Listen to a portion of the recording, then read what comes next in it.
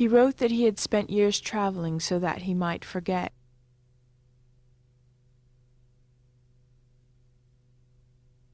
In America, he told me he had shot over 4,000 images across 5,000 miles of the United States.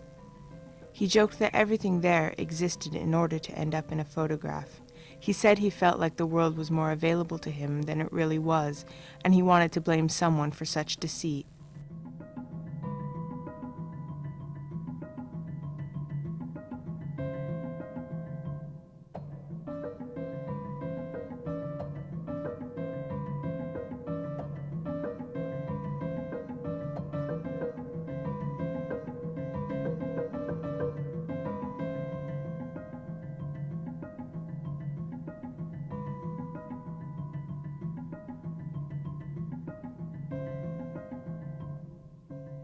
Once, when I asked him why he made movies, he said that it was to show that this world is not the best of all possible worlds. But in America, he felt like a tourist in other people's reality, and then eventually in his own.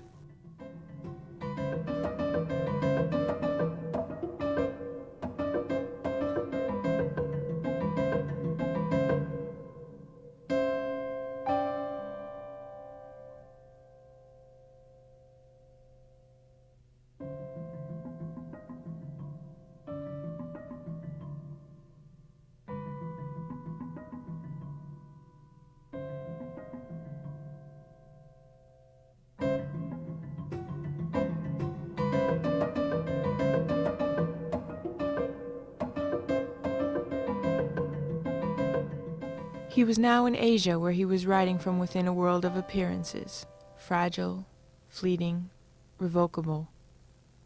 He said he was recording the present, and therefore inventing the past.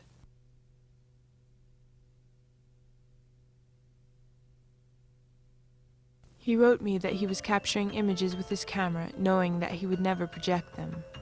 After all, his entire world had become a projection of images.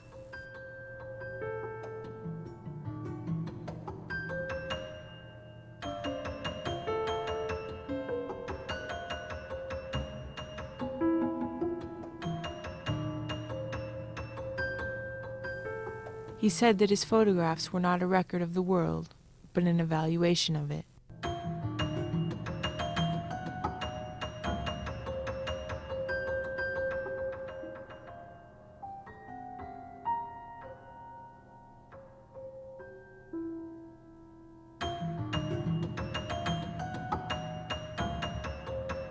He sent me images of landscapes, cities, and a festival, asking what I understood from his experience.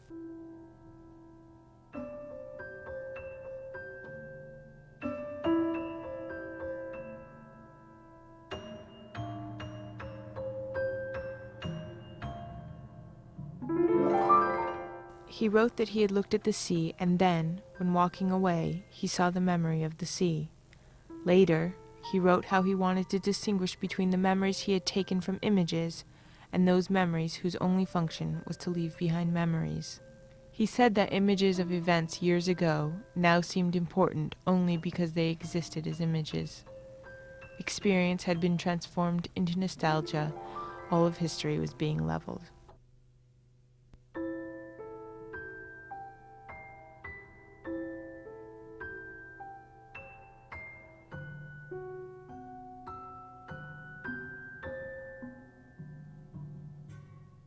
He wrote that he was becoming anesthetized by images. Moments he had never experienced seemed real after knowing them through photographs. But after repeated exposure to these images, experience became less real.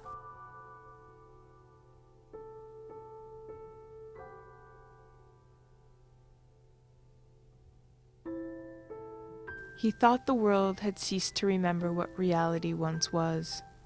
As our representations became increasingly banal, history was being rewritten. Now, all that concerned him was to save certain images from their endless consumption.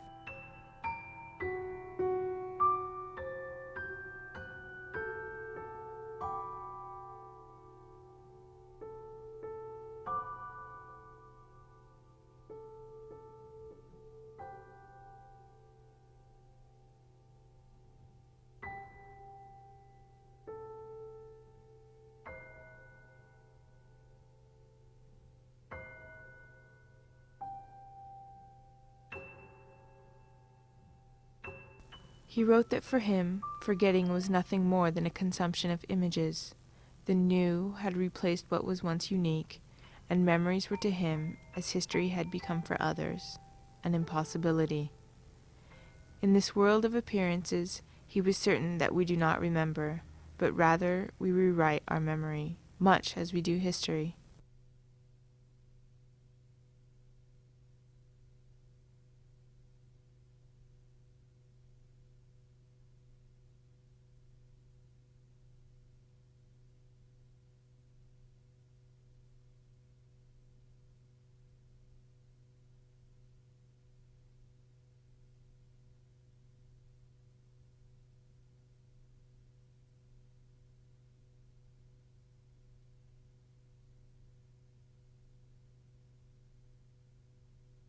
He had traveled there in order to lose remembering, but instead had lost forgetting, left with an uncatalogued archive of images he called memories.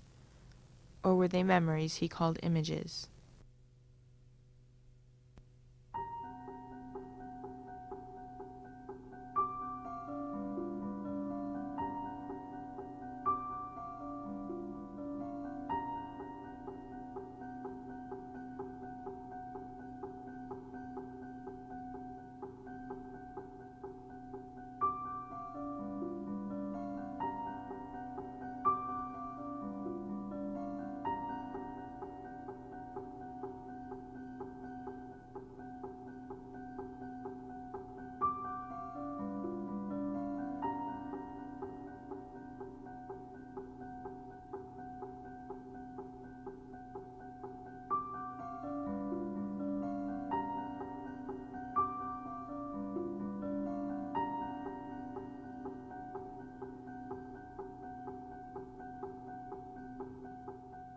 Walking the streets, he would note down the things he knew from direct experience and that which was independent of experience.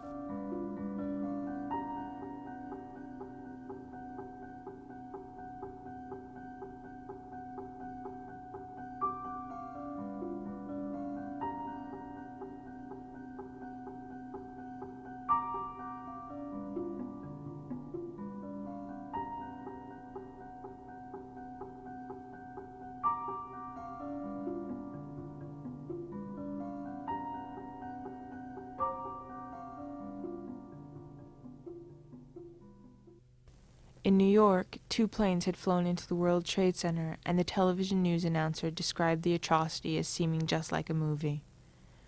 Rather than suggest that images possessed qualities of reality, reality was now being attributed the qualities of images.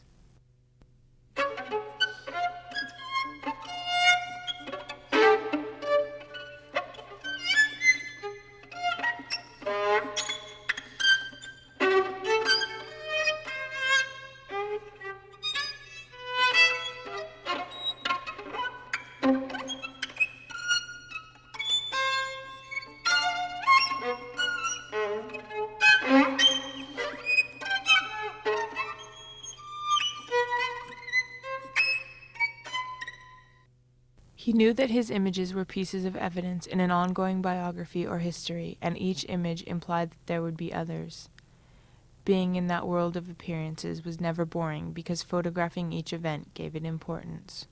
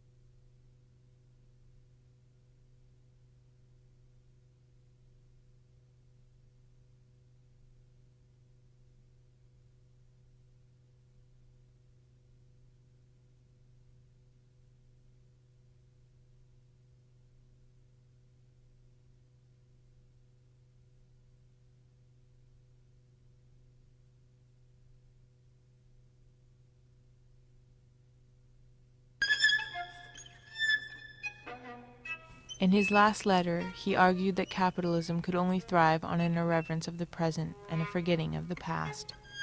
A proliferation of images served this task perfectly. The production and consumption of images was nothing less than a purchase of the world.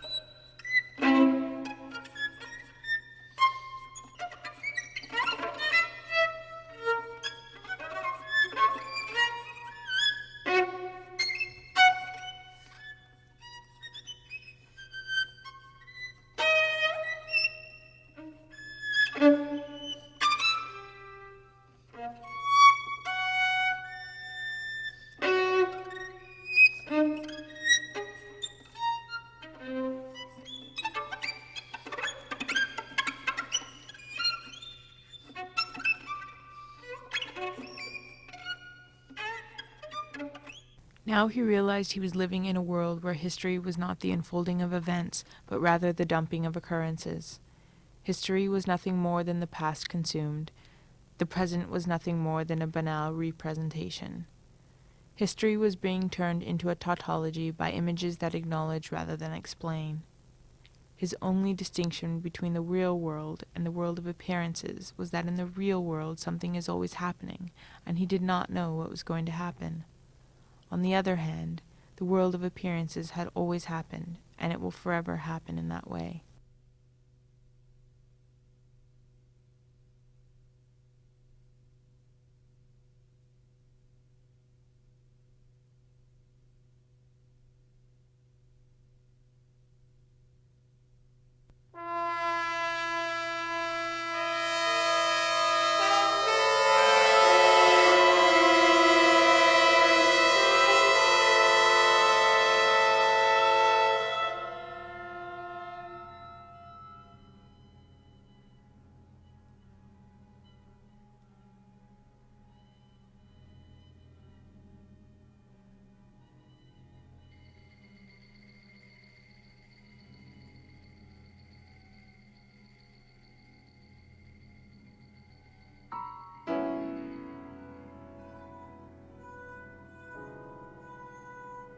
Images were his only environment, and he knew that a renewed history in which we are free to act is only possible if those images were conserved.